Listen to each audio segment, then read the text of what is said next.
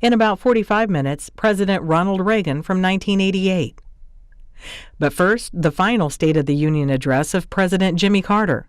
He served one term from 1977 to 1981. He ran for re-election in 1980, but lost to Republican Ronald Reagan.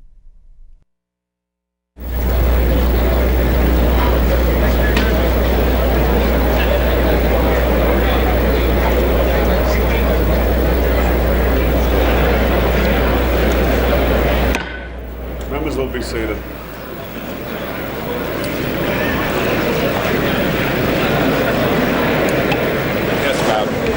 Mr. Doorkeeper. Mr. Speaker, the President of the United States. President of the United States.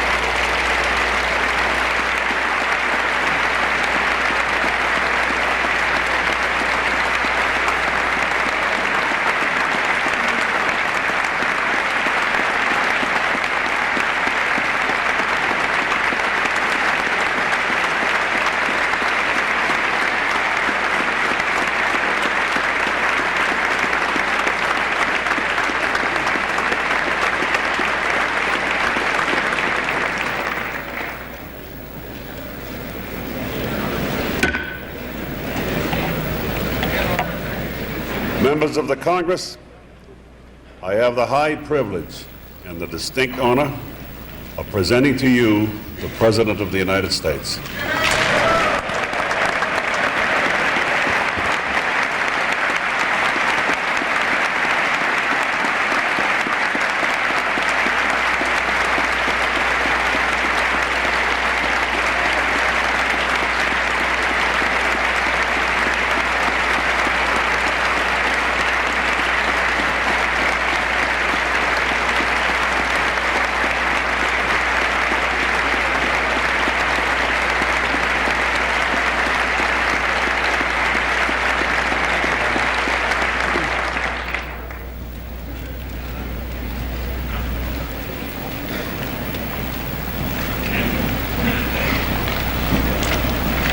Mr. President, Mr. Speaker, members of the 96th Congress, fellow citizens.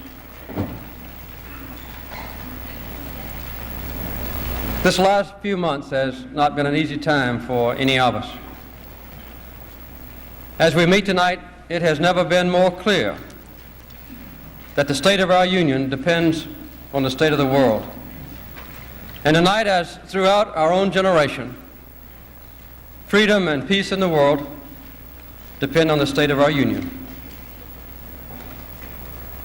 The 1980s have been born in turmoil, strife, and change. This is a time of challenge to our interests and our values, and it's a time that tests our wisdom and our skills. At this time in Iran, 50 Americans are still held captive, innocent victims of terrorism and anarchy. Also at this moment, massive Soviet troops or attempting to subjugate the fiercely independent and deeply religious people of Afghanistan. These two acts, one of international terrorism and one of military aggression, present a serious challenge to the United States of America and indeed to all the nations of the world. Together, we will meet these threats to peace. I'm determined that the United States will remain the strongest of all nations, but our power will never be used to initiate a threat to the security of any nation or to the rights of any human being. We seek to be and to remain secure, a nation at peace in a stable world. But to be secure, we must face the world as it is. Three basic developments have helped to shape our challenges: the steady growth and increased projection of Soviet military power beyond its own borders, the overwhelming dependence of the Western democracies on oil supplies from the Middle East, and the press of social and religious and economic and political change in the many nations of the developing world, exemplified by the revolution in Iran. Each of these factors is important in its own right. Each interacts with the others. All must be faced together, squarely and courageously. We will face these challenges, and we will meet them with the best that is in us, and we will not fail.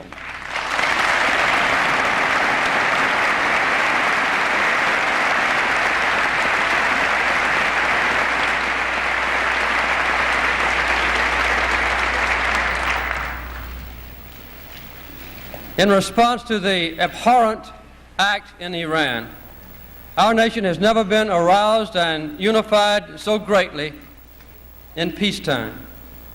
Our position is clear. The United States will not yield to blackmail.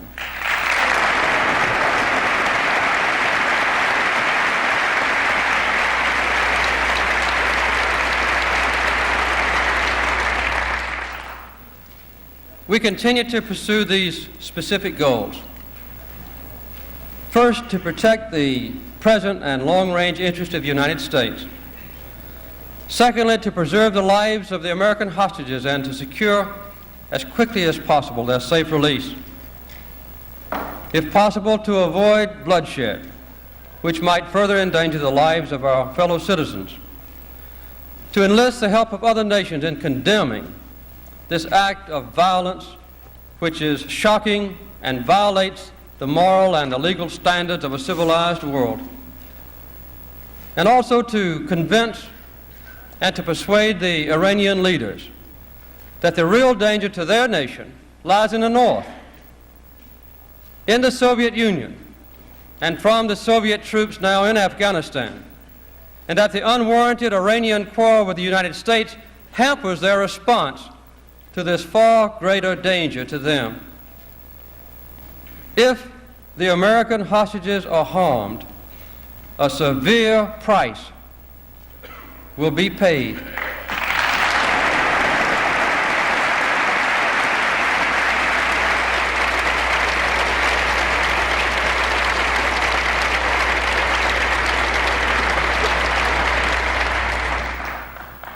We will never rest until every one of the American hostages are released.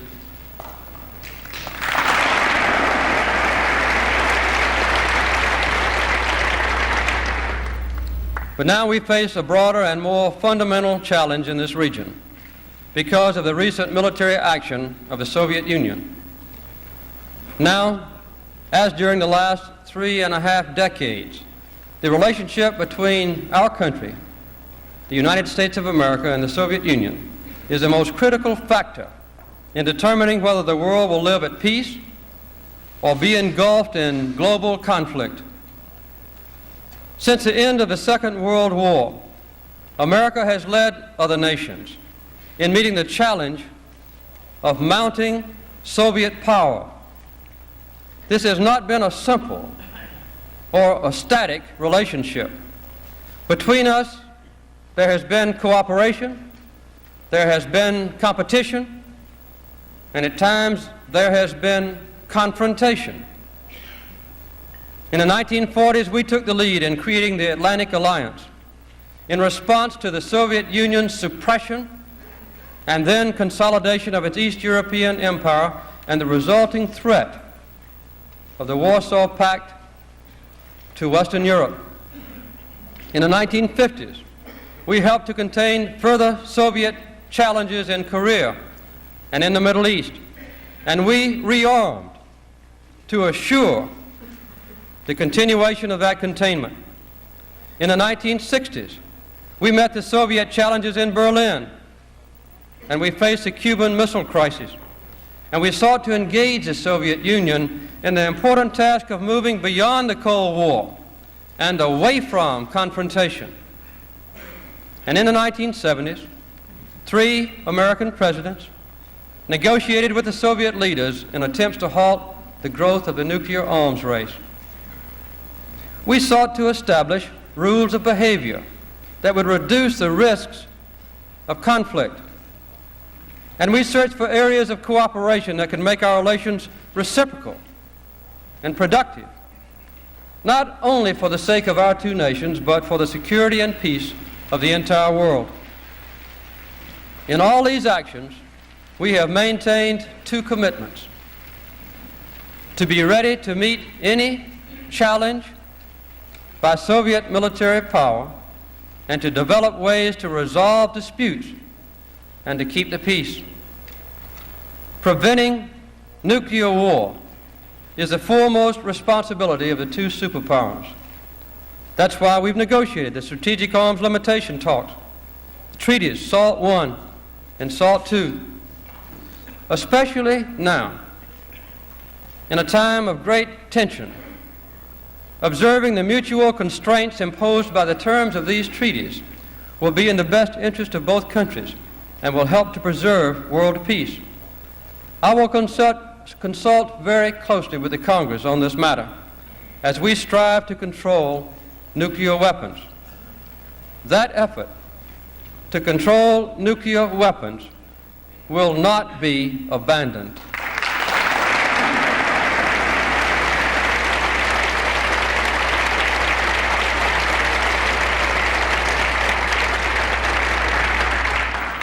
We superpowers also have the responsibility to exercise restraint in the use of our great military force. The integrity and the independence of weaker nations must not be threatened. They must know that in our presence they are secure. But now the Soviet Union has taken a radical and an aggressive new step.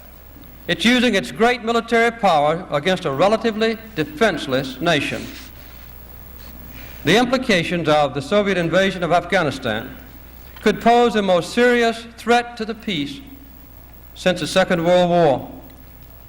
The vast majority of nations on earth have condemned this latest Soviet attempt to extend its colonial domination of others and have demanded the immediate withdrawal of Soviet troops. The Muslim world is especially and justifiably outraged by this aggression against an Islamic people. No action of a world power has ever been so quickly and so overwhelmingly condemned. But verbal condemnation is not enough. The Soviet Union must pay a concrete price for their aggression.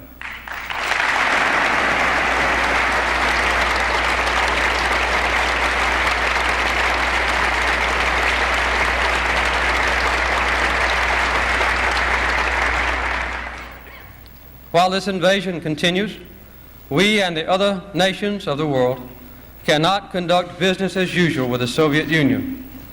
That's why the United States has imposed stiff economic penalties on the Soviet Union. I will not issue any permits for Soviet ships to fish in the coastal waters of the United States. I've cut Soviet access to high technology equipment and to agricultural products. I've limited other commerce with the Soviet Union, and I've asked our allies and friends to join with us in restraining their own trade with the Soviets and not to replace our own embargoed items. And I have notified the Olympic Committee that with Soviet invading forces in Afghanistan, neither the American people nor I will support sending an Olympic team to Moscow.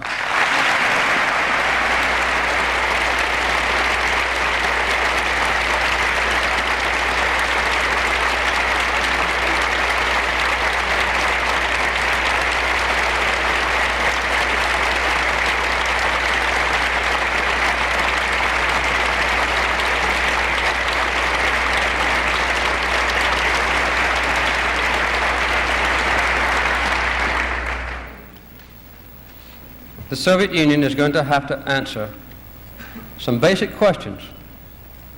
Will it help promote a more stable international environment in which its own legitimate peaceful concerns can be pursued?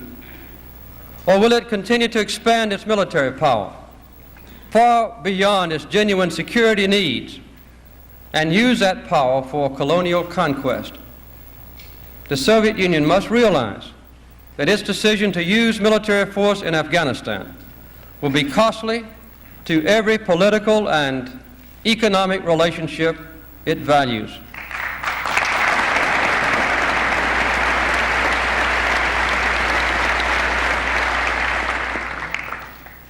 The region which is now threatened by Soviet troops in Afghanistan is of great strategic importance.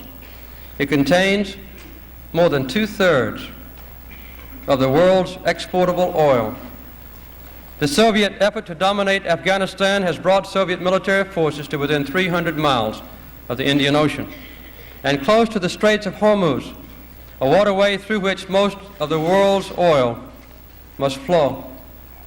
The Soviet Union is now attempting to consolidate a strategic position, therefore, that poses a grave threat to the free movement of Middle East oil. This situation demands careful thought, steady nerves, and resolute action, not only for this year, but for many years to come. It demands collective efforts to meet this new threat to security in the Persian Gulf and in Southwest Asia. It demands the participation of all those who rely on oil from the Middle East and who are concerned with global peace and stability. And it demands consultation and close cooperation with countries in the area which might be threatened.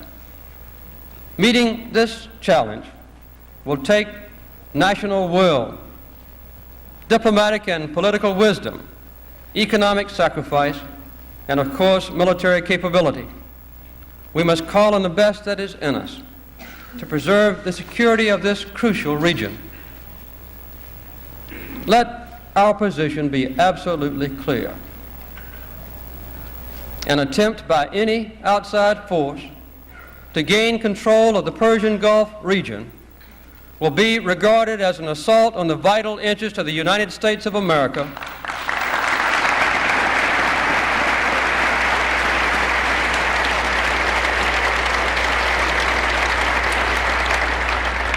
and such an assault will be repelled by any means necessary, including military force.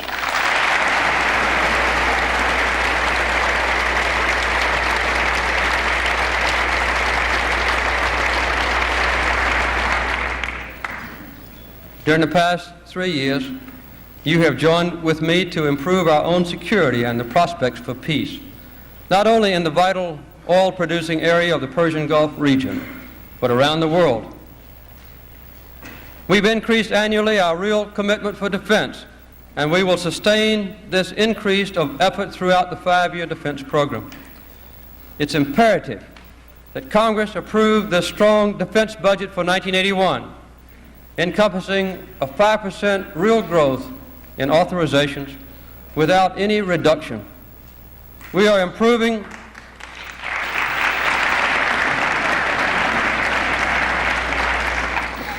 We're also improving our capability to deploy U.S. military forces rapidly to distant areas. We've helped to strengthen NATO and our other alliances. And recently, we and other NATO members have decided to develop and to deploy modernized intermediate-range nuclear forces to meet an unwarranted and increased threat from the nuclear weapons of the Soviet Union. We're working with our allies to prevent conflict in the Middle East. The peace treaty between Egypt and Israel is a notable achievement which represents a strategic asset for America and which also enhances prospects for regional and world peace.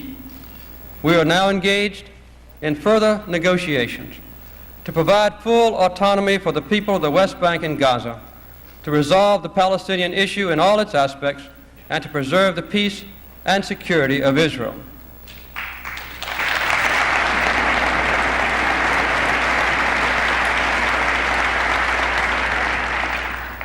Let no one doubt our commitment to the security of Israel. In a few days, we will observe an historic event when Israel makes another major withdrawal from the Sinai and when ambassadors will be exchanged between Israel and Egypt. We've also expanded our own sphere of friendship. Our deep commitment to human rights and to meeting human needs has improved our relationship with much of the Third World. Our decision to normalize relations with the People's Republic of China will help to preserve peace and stability in Asia and in the Western Pacific. We've increased and strengthened our naval presence in the Indian Ocean, and we are now making arrangements for key naval and air facilities to be used by our forces in the region of Northeast Africa and the Persian Gulf. We've reconfirmed our 1959 agreement to help Pakistan preserve its independence and its integrity. The United States will take action consistent with our own laws to assist Pakistan in resisting any outside aggression. And I'm asking the Congress specifically to reaffirm this agreement. I'm also working along with the leaders of other nations to provide additional military and economic aid for Pakistan. That request will come to you in just a few days. In the weeks ahead, we will further strengthen political and military ties with other nations in the region. We believe that there are no irreconcilable differences between us and any Islamic nation. We respect the faith of Islam, and we are ready to cooperate with all Muslim countries. Finally, we are prepared to work with other countries in the region to share a cooperative security framework that respects differing values and political beliefs, yet which enhances the independence, security, and prosperity of all. All these efforts combined emphasize our dedication to defend and preserve the vital interests of the region and of the nation which we represent and those of our allies in Europe and the Pacific, and also in the parts of the world which have such great strategic importance to us, stretching especially through the Middle East and Southwest Asia. With your help, I will pursue these efforts with vigor and with determination. You and I will act as necessary to protect and to preserve our nation's security. The men and women of America's armed forces are on duty tonight in many parts of the world. I'm proud of the job they're doing, and I know you share that pride. I believe that our volunteer forces are adequate for current defense needs, and I hope that it will not become necessary to impose a draft. However, we must be prepared for that possibility. For this reason, I have determined that the selective service system must now be revitalized.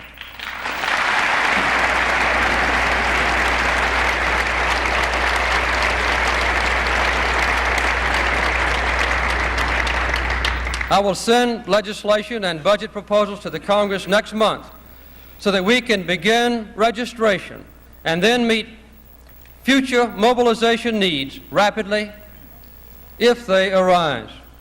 We also need clear and quick passage of a new charter to define the legal authority and accountability of our intelligence agencies. We will guarantee that abuses do not recur, but we must tighten our controls on sensitive intelligence information, and we need to remove unwarranted restraints on America's ability to collect intelligence.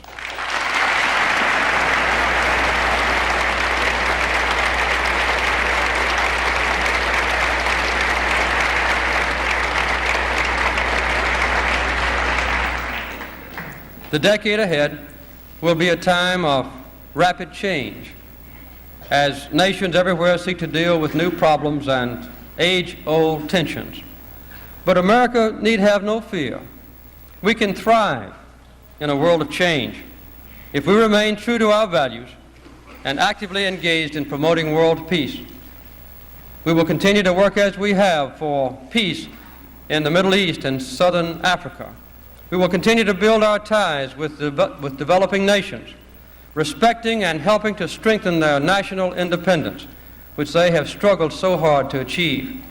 And we will continue to support the growth of democracy and the protection of human rights. In repressive regimes, popular frustrations often have no outlet except through violence. But when peoples and their governments can approach their problems together through open, democratic methods, the basis for stability and peace is far more solid and far more enduring. That is why that our support for human rights in other countries is in our own national interest as well as part of our own national character.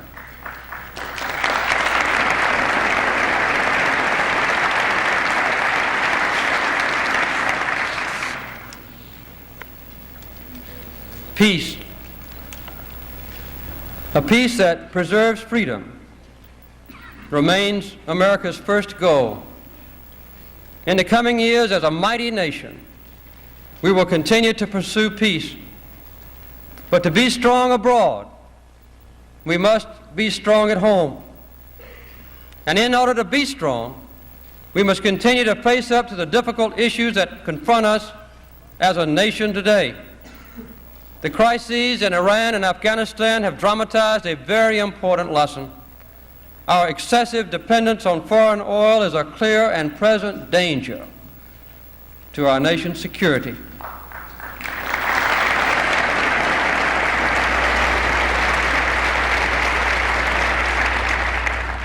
The need has never been more urgent. At long last, we must have a clear, comprehensive energy policy for the United States. As you well know, I have been working with the Congress in a concentrated and persistent way over the past 3 years to meet this need. We have made progress together, but Congress must act promptly now to complete final action on this vital energy legislation. Our nation will then have a major conservation effort, important initiatives to develop solar power, realistic pricing based on the true value of oil, strong incentives for the production of coal and other fossil fuels in the United States, and our nation's most massive peacetime investment in the development of synthetic fuels. The American people are making progress in energy conservation. Last year, we reduced overall petroleum consumption by 8% and gasoline consumption by 5%, below what it was the year before. Now we must do more. After consultation with the governors, we will set gasoline conservation goals for each of the 50 states, and I will make them mandatory if these goals are not met. I've established an import ceiling for 1980 of 8.2 million barrels a day, well below the level of foreign oil purchases in 1977. I expect our imports to be much lower than this, but the ceiling will be enforced by an oil import fee if necessary. I'm prepared to lower these imports still further if the other oil-consuming countries will join us in a fair and mutual reduction. if we have a serious shortage, I will not hesitate to impose mandatory gasoline rationing immediately. The single biggest factor in the inflation rate last year, the increase in the inflation rate last year, was from one cause: the skyrocketing prices of OPEC oil. We must take whatever actions are necessary to reduce our dependence on foreign oil and at the same time reduce inflation. As individuals and as families, few of us can produce energy by ourselves, but all of us can conserve energy. Every one of us, every day of our lives. Tonight I call on you, in fact all the people of America, to help our nation conserve energy, eliminate waste, make 1980 indeed a year of energy conservation.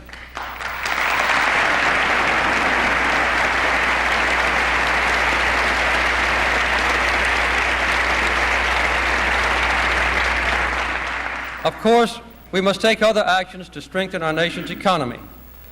First, we will continue to reduce the deficit and then to balance the federal budget.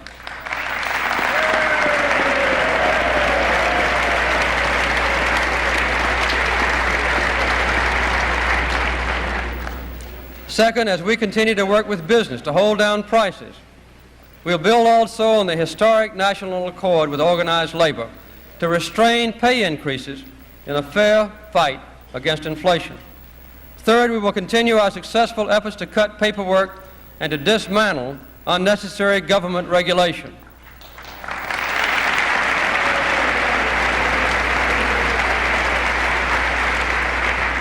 Fourth, we will continue our progress in providing jobs for America, concentrating on a major new program to provide training and work for our young people, especially minority youth. It has been said that a mind is a terrible thing to waste. We will give our young people new hope for jobs and a better life in the 1980s. And fifth, we must use the decade of the 1980s to attack the basic structural weaknesses and problems in our economy through measures to increase productivity, savings, and investment. With these energy and economic policies, we will make America even stronger at home in this decade, just as our foreign and defense policies will make us stronger and safer throughout the world. We will never abandon our struggle for a just and a decent society here at home. That's the heart of America. And it's a source of our ability to inspire other people to defend their own rights abroad. Our material resources, great as they are limited. Our problems are too complex for simple slogans or for quick solutions. We cannot solve them without effort and sacrifice. Walter Lippmann once reminded us, you took the good things for granted. Now you must earn them again. For every right that you cherish, you have a duty which you must fulfill. For every good which you wish to preserve, you will have to sacrifice your comfort and your ease. There is nothing for nothing any longer. Our challenges are formidable, but there's a new spirit of unity and resolve in our country. We move into the 1980s with confidence and hope and a bright vision of the America we want. An America strong and free, an America at peace, an America with equal rights for all citizens, and for women guaranteed in the United States Constitution.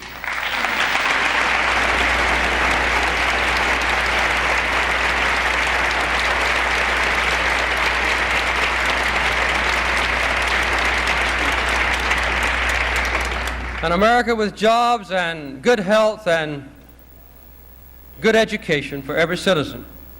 An America with a clean and bountiful life in our cities and on our farms. An America that helps to feed the world. an America secure in filling its own energy needs, an America of justice, tolerance, and compassion. For this vision to come true, we must sacrifice.